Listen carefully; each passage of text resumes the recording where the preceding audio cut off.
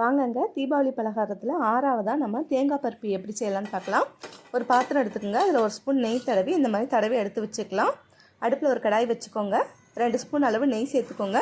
கொஞ்சமாக முந்திரி தேவையான அளவு எடுத்து அதில் நல்லா வறுத்து எடுத்துக்கோங்க. முந்திரி கொஞ்சம் நல்லா செவந்து வரணுங்க, அந்த மாதிரி எடுத்துக்கோங்க. அப்போ தான் டேஸ்ட்டாக இருக்கும். 2 கப் அளவு தேங்காய் துருவலை அந்த நெய்யில் சேர்த்துக்கலாம். நல்லா கலந்து விட்டுடலாம். தேங்காய் நெய்யில் நல்லா வதங்கி வரணுங்க. அப்படி இல்லைன்னா இந்த பர்ஃபி சீக்கிரமாக கெட்டு போயிடும்.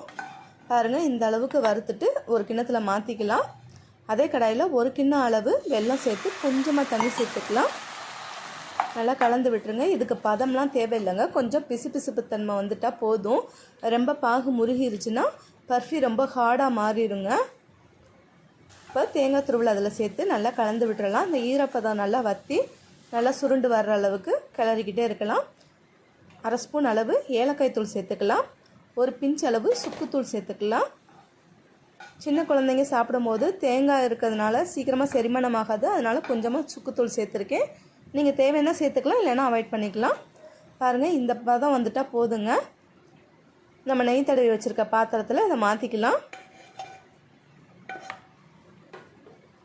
பாருங்கள், இந்த மாதிரி சேஃபாக ரெடி பண்ணிவிட்டு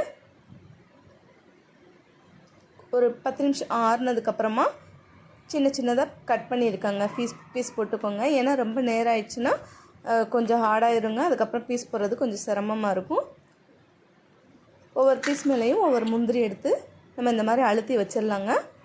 ஒரு அரை மணி நேரத்துலேருந்து 1 மணி நேரத்துக்குள்ளே நல்லா ஆறிடுங்க. அதுக்கப்புறமா நம்ம சாப்பிட்லாம். அவ்வளோதாங்க, தேங்காய் பர்ஃபி ரொம்ப சீக்கிரமாக ரெடி ஆயிடுச்சு.